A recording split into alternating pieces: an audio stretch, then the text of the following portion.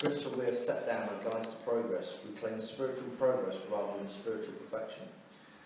Our description of the addict, the chapters of the diagnostic, and our own personal adventures before and after make clear three pertinent ideas. A, that we are addicts and could not manage our own lives. B, probably no human power could have relieved our addiction.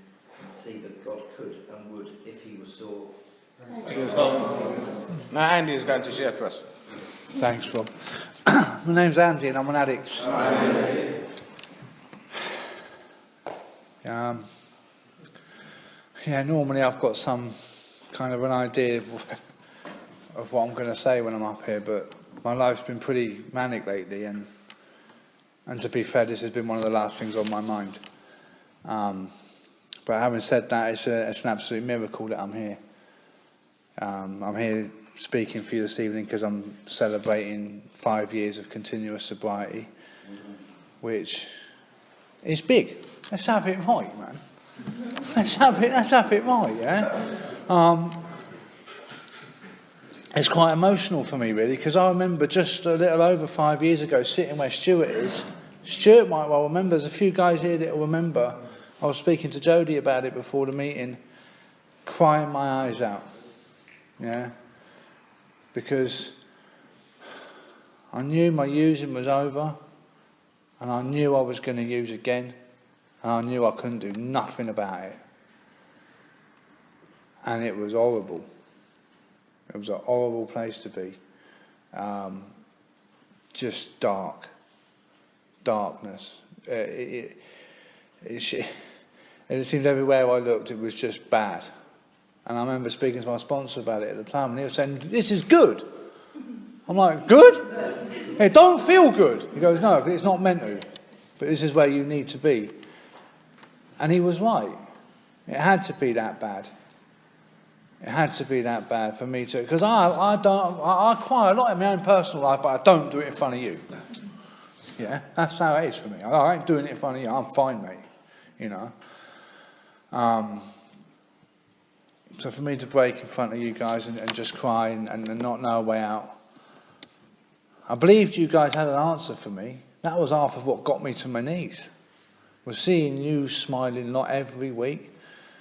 How wonderful it was for you lot. It was all right for you lot, wasn't it? What about me? How awful it is. I remember speaking to Malcolm at the time. And I mean, that's why I say 5 years is a miracle, because I was phoning Malcolm quite regularly, saying, "I just can't stop smoking pot." And he's going, "Just go in the next hour." And it wouldn't happen. I couldn't do it. I couldn't do it. I couldn't put it down. I couldn't stop. I couldn't stop. In the end, I couldn't stop. I mean, earlier on in my use, and I could. That was the truth. I could stop. I just couldn't stop starting again. By the time I got to the end of my using, I couldn't even stop anymore. It just, I couldn't bring about the required willpower, whatever it is, to even stop. I needed medical intervention. I needed people to step in and help. I needed a program. Otherwise, that help on its own was going to be useless. Because I know, whatever happens to Andy when he stops using, I'd just start again. For whatever reason may be, no reason at all. Didn't need a reason. Just always starting again. And I knew I was just hopeless. I was done. I was absolutely done. And it's that, sometimes, my head all, think about a drink or something like that. And I just think of myself sat there going, "Oh, man," go, steady on, And sometimes that's all I've got is that break. Sometimes that's all I've got that keeps me sober. It's that deep down internal snap that I am done with that. That I'm done with that, Because a spiritual guy, I'm not. I'm not a spiritual guy. I'm a drug addict who needs God and a 12-step program to react and behave remotely normal in this world. I need that. Just to be able to be, because I'm not a spiritual guy. It don't come natural to me. So, what got me there? Let me say it. I ain't got a problem with drugs. absolutely have not got a problem with drugs. I like them. A lot. I do, absolutely. If Andy's got drugs, there isn't a problem. There might be 100 problems, but I don't care about any of them. Yeah, I'm all right. It's sweet. Everything's cushy. You know, and it don't matter, no matter what's going on, I'm sweet. Happy days. I've got a big pile. It's going to be all right, isn't it? You know, and that's my truth. Yeah, I didn't come here because I took too many drugs. In the end, I come here because I couldn't get enough anymore. Yeah, my addiction was on so strong, and my consequences had built up. I'd lost my job. I'd lost my illegal earnings. I'd lost the game. You know, I was done. You know, all my cards were folded. I didn't have any more to pick up. I didn't have another deal to play, and I was looking at sobriety square in the face, going, how am I going to cope with that? This was what it was. How am I going to cope with being sober? Do you know what I mean? And I kind of knew that, you know, I'd been on drug addict for a long time. I knew my pattern. My pattern would end up like, because I'm too much of a wimp to be a serious criminal, so that ain't going to work. Yeah, so I'm going to score when I've got money, and then not when I haven't. And oh my God, because I knew the pain of that. Like, and that's really what I was scared of. And I was sitting here crying my eyes out, seeing it. It's just like, this is coming, and it's on me. It's now. You're here. You're here. You're at the end, and I didn't know what to do. And luckily, you guys did. You know, I'd been working at half-assed suggestions for a few months. You know, I thought I was doing them all. Pretty convinced. People say, you're doing all your suggestions now. I'm like, yeah. But when I really looked at it, probably not. Not all, not everything. Not the whole deal. Everything. Like, and bear in mind, I was still using, so I really had to, you know, when it was like talking about reading a page or a chapter of the big book, I had to read a chapter. You know, I didn't have a job. I mean, why not? You know, I didn't just write 6 things on my gratitudes. I had to do 20 or 30. I had to do more. I had to do that bit. I had to really pull the boat out and do more.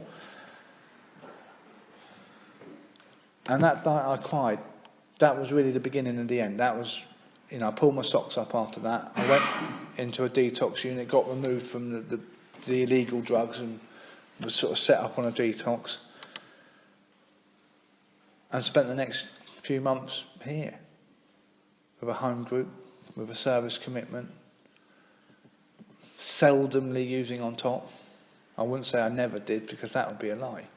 But basically that was it. I didn't really use again after that. Working all my suggestions, double hard. Really, you know, doubling up on them, pulling out the stops, and clucking. Let's have it right. And it was doable. I can't remember really how I felt. I think I had hope. I think I was quite hopeful because I could see that it was working. I kind of knew I had something to hold on to. And this was like my last straw. You know, I was that drowning man, hold on to his last straw. This is all I've got to hold on to now. I'm gonna make it work. And I got that first day of sobriety. It was a few months of doing that. And I remember making a decision that day that I'm just going to give these 12 steps everything I've got. Absolutely everything I've got. Whatever it is I'm told to do, I'm going to do it. Whether I understand it, believe in it or not, didn't really care. I was just going to do it. When I didn't know, when I didn't understand, and some of it was quite easy. Some of it was a bit more, didn't really know what I was doing. I just asked. Show me. And I just did it. I remember, you know, it would have been 5 years ago today. Going into the back room, getting on my hands and knees and saying my step 3 prayer. You know, handing my will and my life over to the care of God. I didn't really know what I was doing. I was just doing what I was told. You know, I don't know. What does that entail? I don't care. It's going to help me stay clean. I don't care what it entails. I found that out later on. And then was given a piece of paper and some inventory to write, some more direction. I just got on it. And my life for the next couple of months, right on my step 4, went, go home, don't sleep. Yeah, you're clucking. Right? Pray most of the night long. Yeah, I might get some sleep. Generally not get any. This was kind of how it went. Yeah. Get off the sofa about 8:30 in the morning. Get in the shower, spend half an hour in there. Yeah, washing all the sweat and nasties off you from clucking. Doing all my suggestions. Going to voluntary work. Helping people. Coming home. Spending an hour right on my step 4. Clucking. Putting my head down for an hour. Not sleeping again. Yeah, just getting a little bit of rest. Going to a meeting that night. Getting home 10 o'clock at night. Getting myself on the sofa for another night of praying that I'm going to get some sleep. And not getting any. And this is how this was the next 2 months of my life. You know, straight. You know, getting a bit of sleep every sort of second or third night, and then eventually that come back, and I did my step 5, and you know, got to share this inventory that I'd written. It was extensive because I didn't miss anything. Because I kept hearing people saying, don't miss anything out, don't leave nothing out, you know, and all that. Oh, I ain't leaving nothing out. I don't want to do it again. You know, I ain't got it in me to do this again. I'm doing it right the first time. You know, I've not got it in me to do it again. And I didn't miss anything. I didn't miss nothing. You know, really. You know, if there was stuff that I missed, it was honestly, because genuinely, honestly, I'd forgotten. You know, and there was no hiding it. It was just because it wasn't there. And I shared this inventory with my sponsor. It was just another day. He dropped me off at Poole train station, and I've shared this 1,000 times because it's my absolute truth. Yeah. The clouds parted, the sun come out and hit me on I think it was about March, April time. And I'd been injected with a rainbow, man. That's exactly how I felt. Yeah, a whole new world came into view. Bang. Yeah. I stood in the presence of God at last. You know, our book talks about I stepped from bridge to shore. My feet grasped new soil that day. I knew what you guys were on about. The desire. The need, Mark says this, the need to use drugs from that day to this has never happened. You know, occasionally I thought, oh, wouldn't it be nice not to be an addict? Come on, who won't have those thoughts? Occasionally it would be nice not to be an addict. And that's it. Oh, I am one. I'll just get on with life. You know, that's about as deep as my desire to use drugs has ever come back to. It really has, and that's a few years now, and you know, and I just cracked on with the rest of the steps. You know, I kind of thought, wow, I'm only halfway through, and it's this good. You know, what more is there to come? And there was more. There was more. That sort of experience just kept flooding into me. And I felt like for a period of a few weeks to a few months that I was being rearranged. That every bit of Andy was just being pushed into, just changed. You know, it talks about literally I was reborn, and I was, you know, I come out, I was a different man.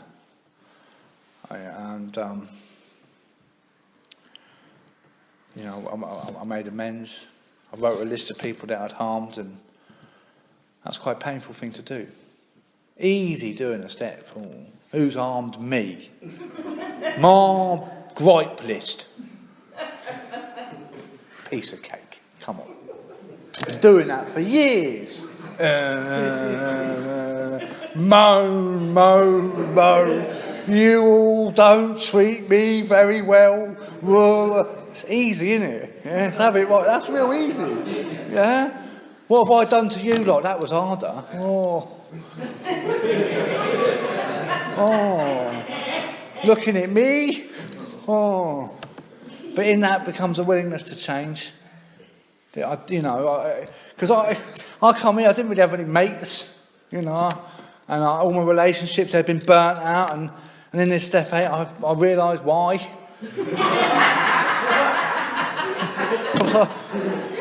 I thought I was such a nice bloke, misunderstood, genuinely trying hard, and I want the truth of it. The truth of it was I treated people pretty bad, So I get to go out and make amends for that. And we're fooling ourselves here if we think we can repair the damage what we've done. Absolutely fooling ourselves. If I think I can make up to my poor mum and dad for all the years what I've took and stolen and did and just ruin their lives. If I think that those poor kids at school who I beat up for their lunch money, because I wanted a bit of puff. Or whatever it was, or just because I was feeling bad about myself, so I'll just make you feel worse.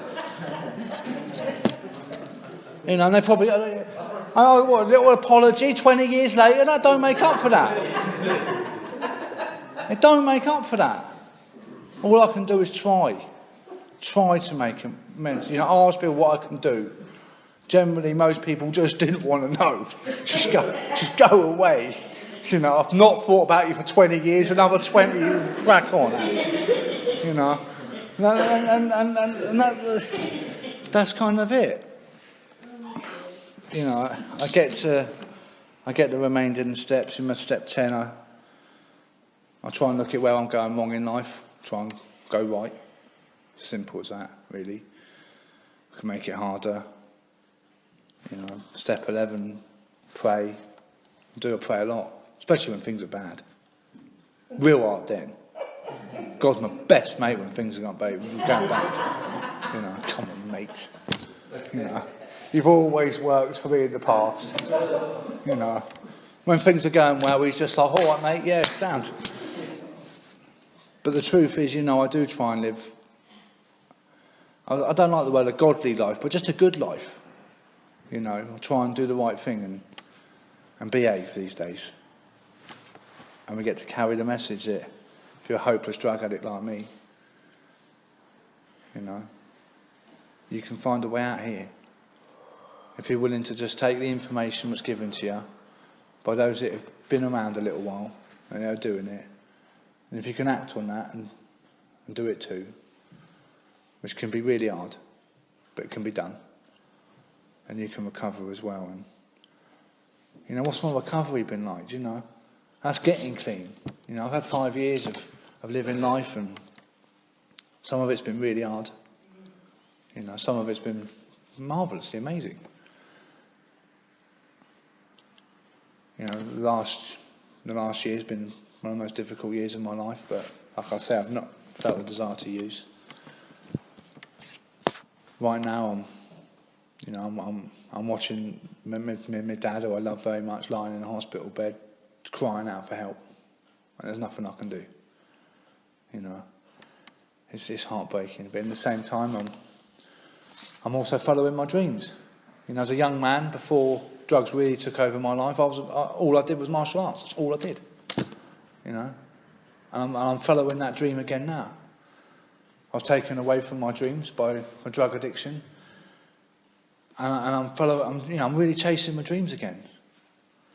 I turn up for work on time every day. I don't rely on anyone for anything. I do it myself. I'm my own man. I'm following my dreams. In 3 weeks' time, if I can get a day off work, I'm going to be doing competitive judo. That's like Andy's dream as a young man. It was robbed from me, and I'm able to do it again. We can do our dreams here. We can follow our dreams. Got to find out what they are first. That took a while. It does take a while to find out what are our dreams. What do we want out of life? And I went down some wrong paths and taken some wrong turns, and hopefully taking some better turns now. It's a privilege to share my home group for 5 years. Well, I've been here 6 years, and the 5 years I've been clean, and to look around and see my friends. And, you know, when the good days are here, all the chips are down, you know, your friends are here.